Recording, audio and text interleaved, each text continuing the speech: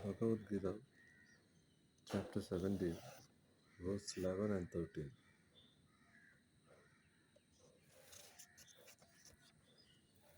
It says, the minds of sattvic persons are concentrated solely on God. In Bhagavad Gita, it is classified at different, our mind is classified into different, rajasic, tamasic. Here, the mind of sattvic persons are concentrated solely on God as their goal. Unlike Rajasic devotion offered with the expectation of receiving boons or powers or phenomenal experiences or the acclamation of admirers, the singular motivation of the Sattvic devotee is the inherent rightness of conforming to God's divine commandments and the sheer joy they feel in loving Him. So here we need to classify whether we belong to the Sattvic group and or the Rajasic group. So, what is the difference of both Sattvic and Rajasic group is that the expectation of receiving. See, we pray God or we love God because we want something from the God. We want powers. We want phenomenal experience. These are not Sattvic qualification. By the very nature of their by the very nature of their worship, the Rajasic receives the temporal and temporary rewards they earn. The Sattvic attain the blissful and all fulfilling ecstasy of God union.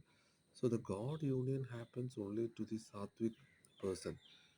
In another context, Krishna tells to Arjuna, see, if you want to reach me, that means if you want to reach consciousness, then you have to come to me. But if you want to get worldly pleasures, you can pray to God and Goddess and they will give you everything. But that is not the real. The last stanza applies to voodooism, sorcery, devil worship, and other practices of black magic. We all know black magic is there and there. That serve to mystify and enthrall persons that produce no spiritual elevating result. This will give no spiritual elevating results. Such ceremonies are devoid of good vibration. It's not good vibration and of helpful consideration for others. It doesn't help others. Magic is done for a particular purpose and for particular gain.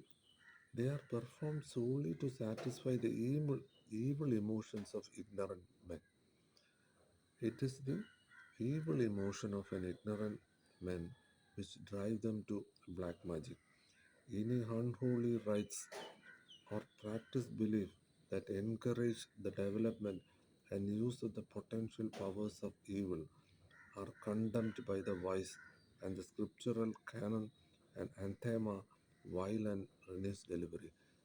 This sloga, the three verses is very important. We have to analyze.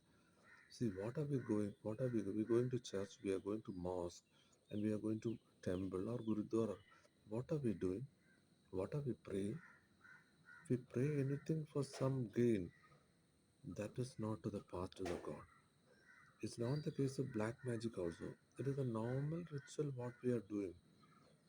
Are we doing it in the sattvic purpose for the love of God without expecting anything? That is what Bhagavad Gita's message says. Unfortunately, we are on the wrong path. But Krishna says that you can go after it, you'll get things. But ultimately, you have to shelve all these five senses, desires, and everything to come to me. That is the ultimate consciousness. Thank you.